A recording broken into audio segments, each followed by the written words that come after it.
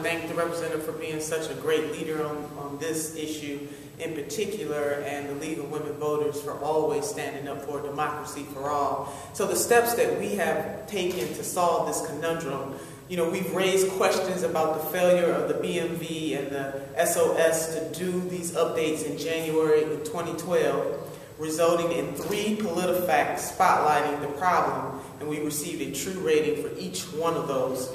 Raised questions on this in February when Director Charles, who oversees the BMV, was before the Finance Committee during the Transportation Budget hearings.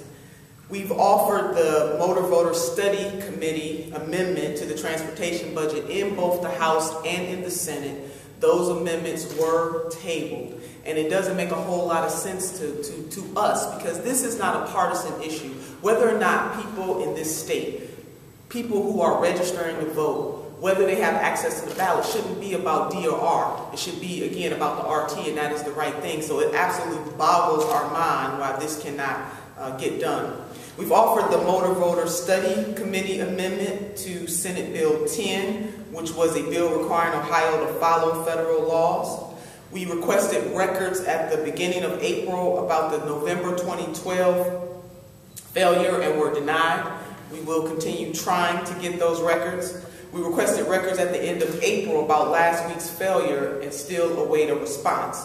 The voters of Ohio deserve better than what they are getting right now. And I do recall, and I don't know if Representative Clark, she didn't say this today, but she has said time and time again, and I am in full agreement with her, the state of Ohio does not have, this is not whether or not they comply. They must comply with the federal laws, and that is not happening.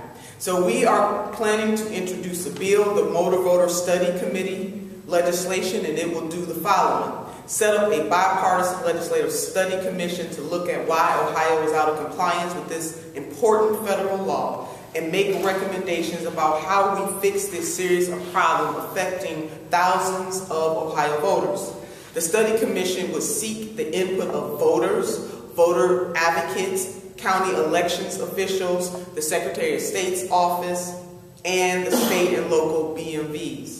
The legislation also strengthens the training requirement for BMV workers related to their voter registration duties. And again, we have brought this up. It might be a matter of training. How much is the state really investing in training the folks who are at the registrar's office so that when someone walks in and they are applying for either a driver's license or a state ID, if they are asked, or is this made known to them that they can register or they can update their information?